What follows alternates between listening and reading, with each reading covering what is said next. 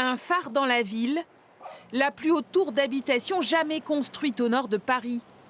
28 étages, 220 appartements. Du haut de ses 95 mètres, elle donne un panorama inégalé sur la capitale des Flandres.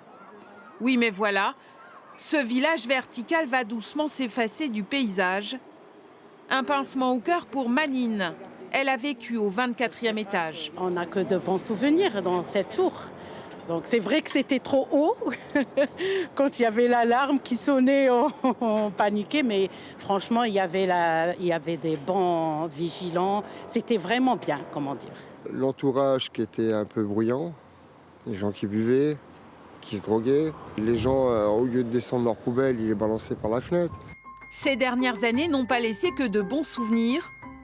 Elle était pourtant une prouesse architecturale lorsqu'elle est sortie de terre à la fin des années 60. L'époque des grands ensembles et de la verticalité reine. Dès la fin des années 90, pourtant, son lustre premier s'était largement érodé.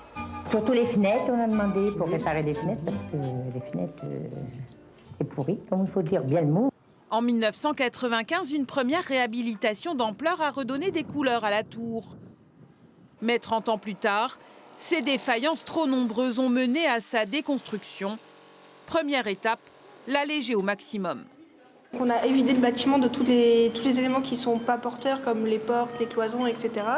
Et par une phase de désamiantage. Et dans ce qui va rester de structure, ils vont venir mettre les explosifs. La tour Kennedy sera foudroyée le 20 juillet prochain. Dès lundi, sa voisine plus petite disparaîtra elle aussi. L'histoire d'un quartier en pleine mutation pour regagner son attractivité perdue.